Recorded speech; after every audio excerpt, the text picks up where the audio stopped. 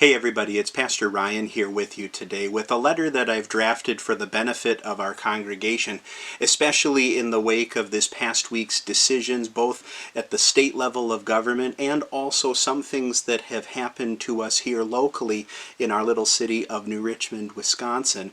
I have the added benefit of answering some questions that have been coming through via email and phone call, and to that end want to share with you what the road ahead looks like in a short order.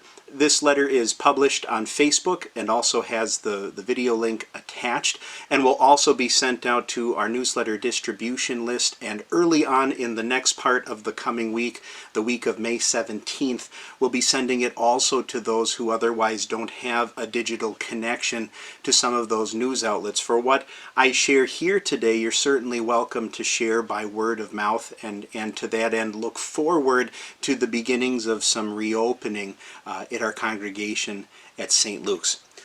Here's the letter. Brothers and sisters in Christ and any of all connected to our faith family at St. Luke's, greetings. The two most common questions in these last few days, what's the plan and what are we waiting for? Concerning these questions, thank you. Most have asked them in very patient and expectant tones, and so here are the answers. You may know by now that the Wisconsin State Supreme Court struck down Governor Evers' moratorium extension, which was to end on May 26th of this year, 2020. You may also know by now that the city of New Richmond is allowing businesses and organizations to conduct their business in responsible safety, but will only recommend, and that is to say not enforce, best practices of social distancing and non-contact conduct for distribution of goods and services. The overwhelming majority of those reopening are being responsible, respectful, and safe. Others are expressing deep care and truthfully ongoing sacrifice. Some are not reopening until after the May 26th date, as it was first extended. Churches, among those who host mass social gatherings, especially for worship, are forced to navigate along these lines. Church is just as necessary as your local grocery store. Church can be just as popular as the next local bar, but church also often behaves like a school. So where do we go from here? Given the disagreement that exists at the level of our state legislature, faith leaders wonder if the state will enforce any other health orders within this next week. And that may happen. We must exercise patience here and be ready to listen. Given the wealth of helpful knowledge that has come through our county health department, we wonder if our appointed public health officials will publish orderly guidelines for mass gatherings, and this is anticipated by midweek in the week of May 17th. Again, patience is needed with our willingness to listen. Meantime, we at St. Luke's have been busy. Apart from what you see online and otherwise, we have commended ourselves to vigilance, keeping an ear to the ground regarding recommendations and best practices for reopening.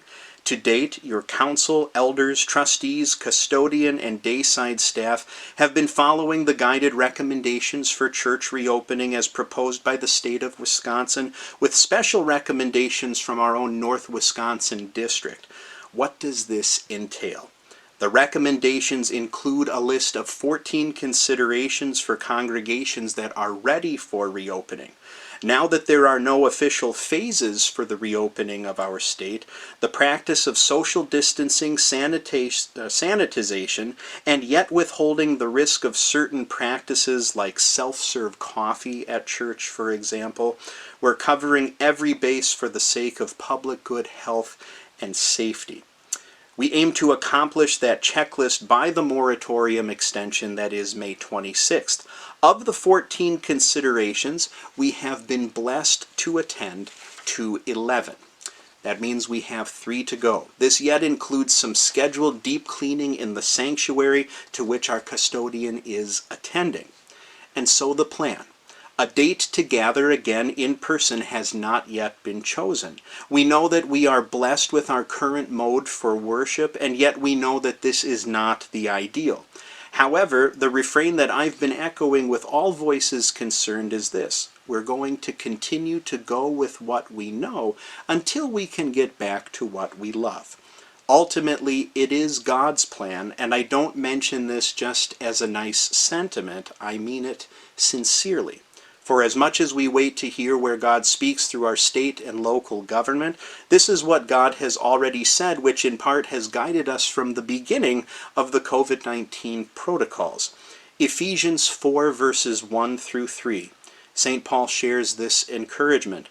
Walk in a manner worthy of the calling to which you have been called, with all humility and gentleness, with patience, bearing with one another in love, eager to maintain the unity of the Spirit in the bond of peace. And also from St. Paul's hand, in 1 Timothy chapter 1, verse 7, he shares, of course, this beautiful truth. For God gave us a spirit not of fear, but of power and of love and of self-control. Consider the rarity of these gifts for such a time as this. Patience, self-control, not fear, but genuine love. You've been exercising these gifts in profoundly wonderful ways. We're all tired of flexing these muscles and would otherwise like to rest, and yet St. Paul would additionally remind us in Galatians chapter 6, let us not grow weary in doing good. So then, as a faith family, we must continue to exercise patience, and as we move forward, we make every decision not out of fear, but out of genuine love for the Lord and for our neighbor. So what now? I would ask you to continue to do these things. 1. Continue to pray for God's hand to curb the tide of this disease and all of its strains. Continue to pray that the word from elected and respected civic leaders will be akin to what we're hearing from our neighbors in the state of Minnesota, that places like churches can open to serve at least half of their holding capacity. Now for us at St. Luke's, such would mean a no-holds-barred reopening, apart from appropriate precautions. I would also ask that you continue to engage in weekly worship, in the encouragers that are published, the mailers, and of course in Christian conversation with one another. And so we wait patiently for the date to reopen. Your council, elders, and trustees will convene this coming week to establish where we're at in this climate and what we're able to safely accomplish. We will reopen under precautions with which we are now all too familiar, but we are capable of hard things, and God will see us up to, through, and of course, well beyond the very moment when we will be able to meet in person again. God's peace. I pray that this is of some encouragement to you, even though, of course, no date has yet been selected. In patient wisdom, we'll continue to go forward with the modes that have been successful for us. And of course, as our hearts ache, we long to be again. And no doubt we will be together in person again soon. God's peace and His continued providence and protection and good health and safety to you and your families.